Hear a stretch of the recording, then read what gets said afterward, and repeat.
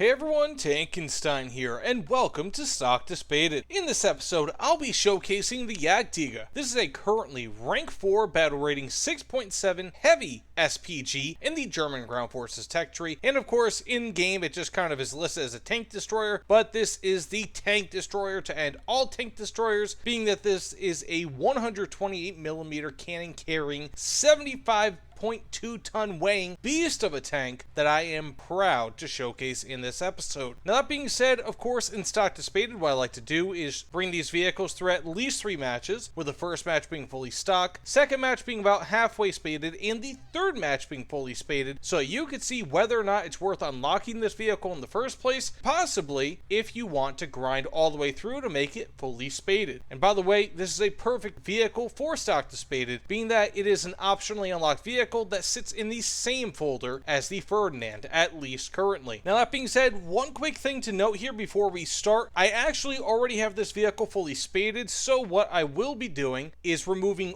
all of the modifications to make it fully stock. Then for the halfway spaded match, I'll add about half of them back, and then of course the fully spaded match, I will add all of them back. That way, again, you can see how this vehicle is in those 3 stages, so that you get a better idea of how it plays throughout the grind. Now with that said, let's get into it and have a good time with this monster of a TD. So here we are fully stock with the Jagdtiger, and we are about to go fight someone over here. Oh yes we are. It's only a light tank, maybe he dies before I get to him, and he unfortunately will. Now that said, this vehicle is an absolute beast. From the front, it's just got what, 250mm of armor, which is absurd. In many ways, absurd at least. Let's see if I can take this guy down, and he's going to aim for my turret. He won't get it, thankfully. That's actually, speaking of, before we even get anywhere in this video, the cannon is one of the biggest weaknesses of this vehicle. Just because it is huge, and the rest of this vehicle is really easy to get, like, shell deflections with, at least the front of this vehicle. So if you're facing somebody, you're going to want to be swinging that cannon around quite a bit. 1, as a show of dominance, but 2, to prevent it from actually being hit. Okay, we have an enemy over there. Does he even know I'm here? Nope, he does not. Move back. That went right through the front of a jumbo, which is nice. Now, I'm not liking what's going on here. But when you're talking fully stock, you're still getting over 250mm of armor pen, which is fantastic. Over 700 grams of explosive filler equivalent, which again is fantastic. This thing is just really, really gnarly in that regard. Now, insofar as the speed is concerned, it's not good.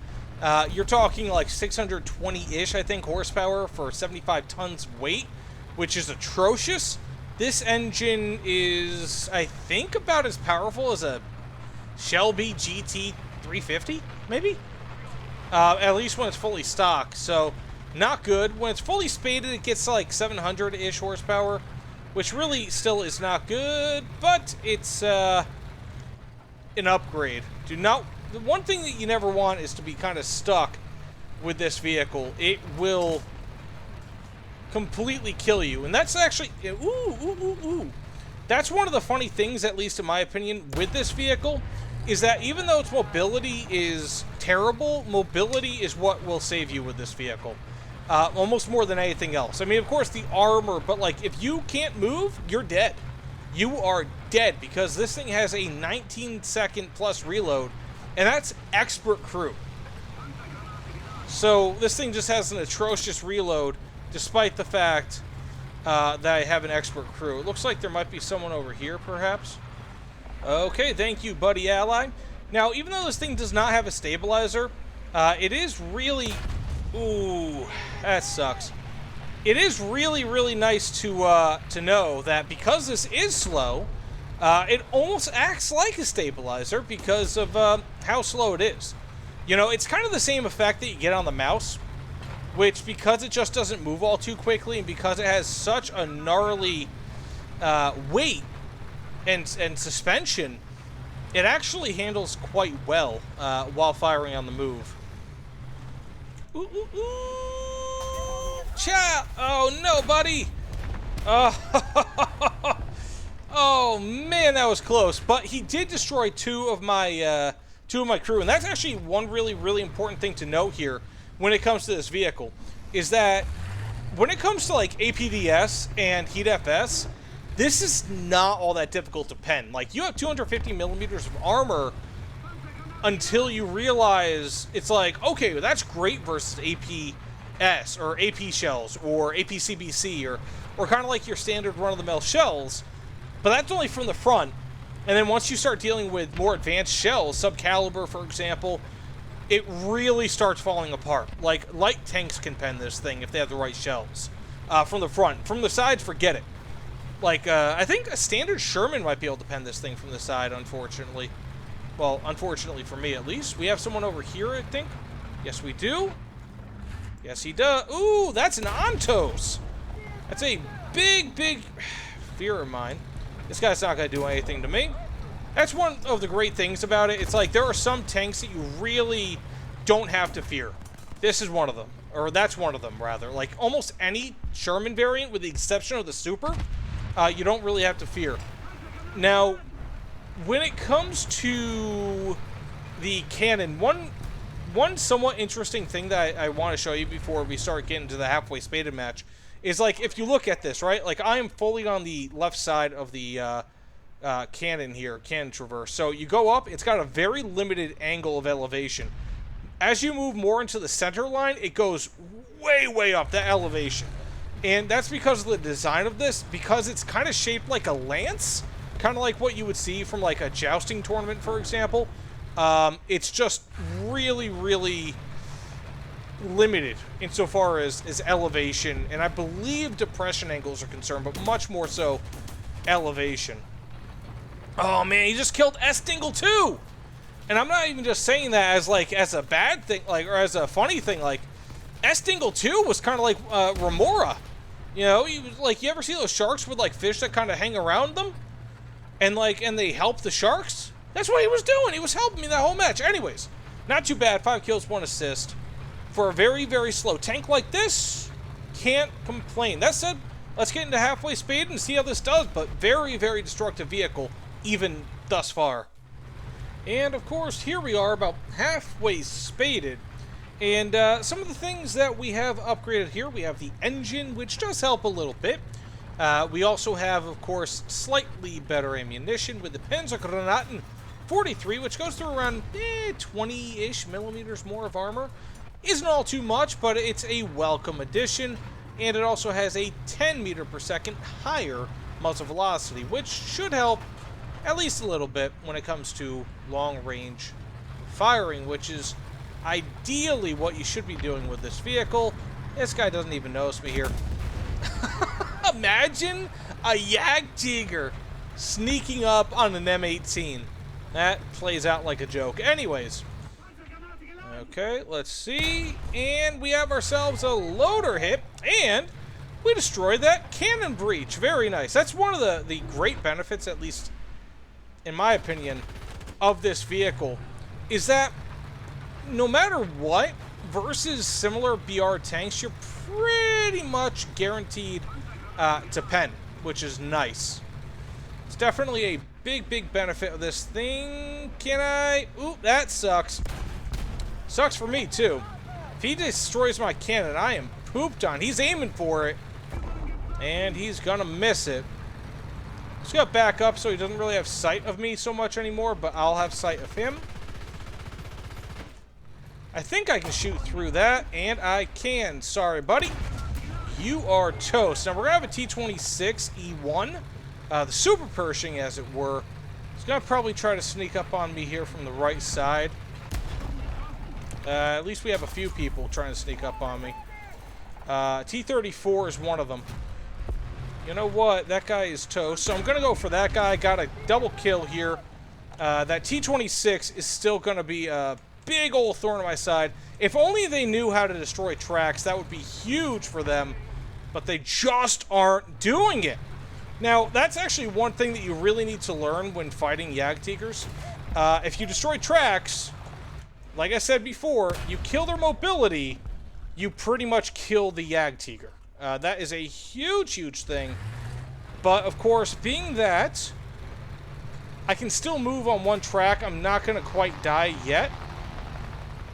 So I'm just going to pretend like I whatchamacallit. Got that kill. Very nice.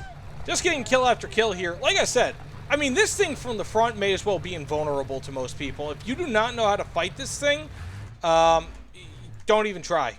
You know, seriously. This is... Oh, somebody was shooting at my weak spot. Really? Okay, that's going to be a danger. Oh, that's not good. That's a danger. But I'm still alive, somehow. Well, at this point, you just want to see exactly how long you're going to survive from the front. They haven't killed me yet. We have ourselves a T-26, what is that, like an S-13 or whatever the HE shell thing is, and then, ooh, I'm getting my cannon back.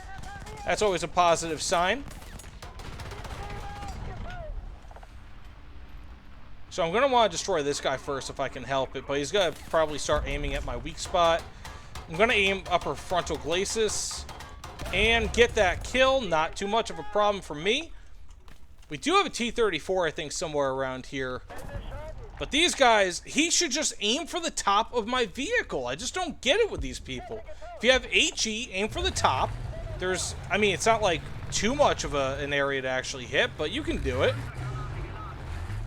This thing is just invulnerable, man. 1,770 points. 17 points, rather.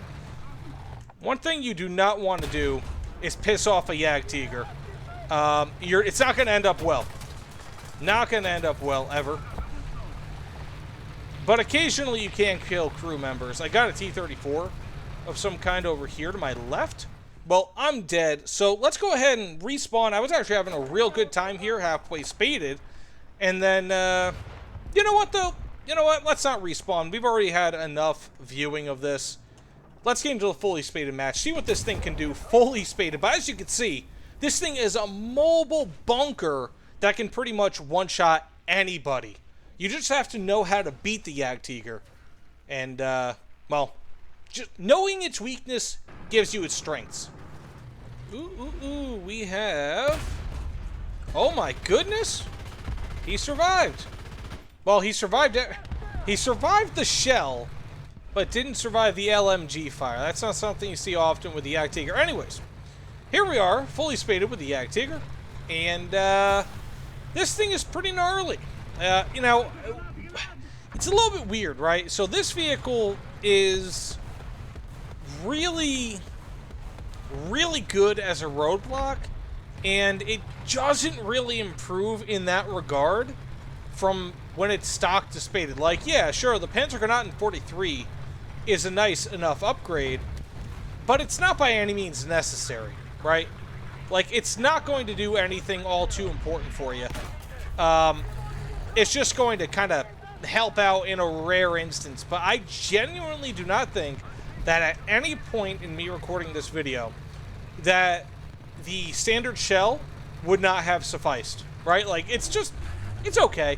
Like, the 43 is gonna get you some shots, but not more than a few. Now, that said, this thing is otherwise just extremely potent. I mean, like, when you have it fully spaded, of course, you get more horsepower, which is very, very nice. Is it going to help out a ton? No. Especially when it comes to overall maneuverability.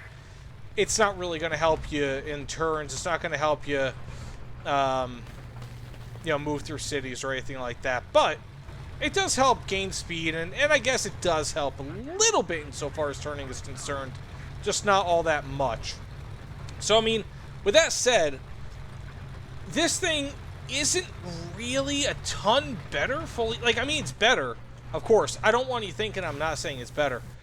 But it's not like some gigantic upgrade over when it's fully stocked. Like, it's a decent enough upgrade, but you get much bigger upgrades with vehicles that go from, like, AP to APCBC or something like that. So, in general, this really isn't, like, the biggest upgrade that one could imagine.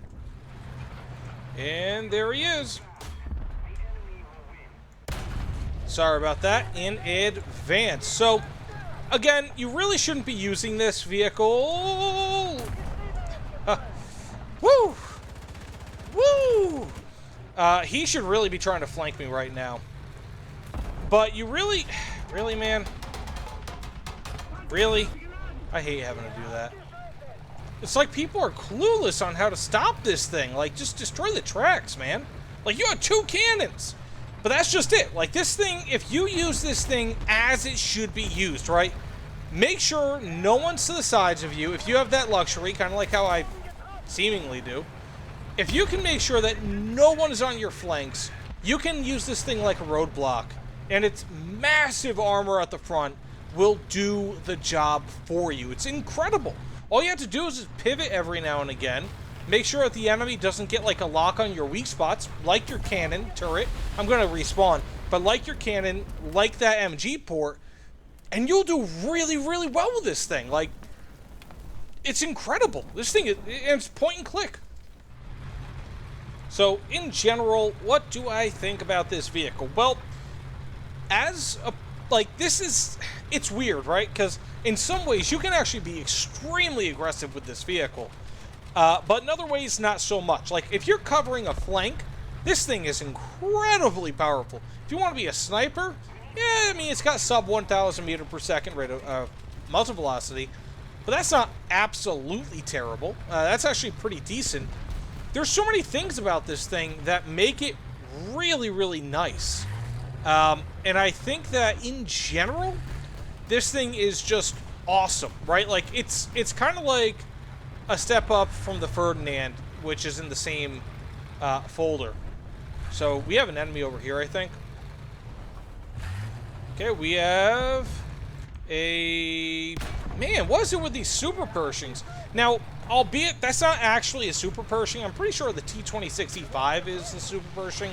Maybe I'm wrong. Or no, that's the super Pershing, but they initially had the wrong designation for it in game. Anywho, so this vehicle in general is just a beast. I mean, there's no two ways about it. It's like, unless you get caught on the flank with its really, really weak side armor, you're not going to do poorly with this vehicle. Play it to its strengths, use it as a roadblock, use it as a flanker, or not as a flanker, but rather as like a flank stopper, so to speak. Something that just completely closes off the flank to the enemy, and it will treat you well. This thing is amazing in that regard, and will get you a nice amount of points. And again, fully stock, this thing is totally serviceable. There are a lot of tanks in this game, or planes, or anything really, that really suck fully stock. This is not one of them. This is definitely not one of them. This is an excellent vehicle. It's very slow, but it will get the job done in general, so long as you, again, play to its strengths and really minimize its weaknesses. Again, the fact that this thing has minimal mobility and a really, really bad reload rate. So that said, I'm assuming that this match is pretty much over. I'm not going to continue to cap this because I'll die. I'm going to try to get into a more advantageous spot, but assuming nothing else happens here, not a bad match, not a bad series of matches. They were all pretty much about as good as each other. And again, that really speaks to the power of this vehicle when it's even fully stock. It's just a hammer. This thing is an absolute hammer. So that said, thanks so much for watching. If you don't mind... ooh, he's got bombs. Oh, okay, he's not going to drop them well. That's how... You got to learn your dive bombing, guys. But... as I was saying, thanks so much for watching. If you don't mind, please consider liking, commenting, subscribing. I really appreciate all of it. Assuming this match is over, I really appreciate it. And also, you just saw a Jagdtiger get a base cap. Take care, everyone.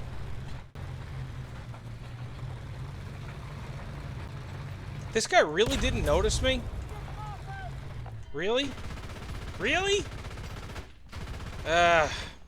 You hate to see it. You hate to see it. This guy doesn't notice me either. I didn't realize this thing was so sneaky.